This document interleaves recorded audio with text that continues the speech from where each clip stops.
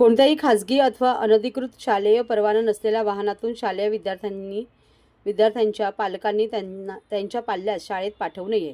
बदलापूर पश्चिम येथील junior KG मध्ये शिकणाऱ्या 4 वर्षीय चिमुकलीवर एका स्कूल व्हॅन चालकाने लैंगिक अत्याचार केला असून बदलापूर पोलीस स्टेशन येथे गुन्हा क्रमांक 22/2026 जानेवारी 2026 बालकांचे लैंगिक अपराधापासून संरक्षण अधिनियम 2012 कलम 12(8) 335(2) 335(3) तसेच भारतीय न्यायसंहिता BNS कलम 74-75 नोंदवण्यात आला आहे। तसेच गुन्ह्यातील जप्त वाहनास मोटर वाहन नियमाप्रमाणे 24,000 रुपये दंडात्मक कारवाई करून वाहनाची नोंदणी निलंबन करण्याकरिता वाहन मालकास कारणे दाखवा नोटीस जारी करण्यात आली आहे। त्याचप्रमाणे गुन्ह्यातील आरोपी वाहन चालक याची अनुज्ञप्ती निलंबित करण्यात आली आहे।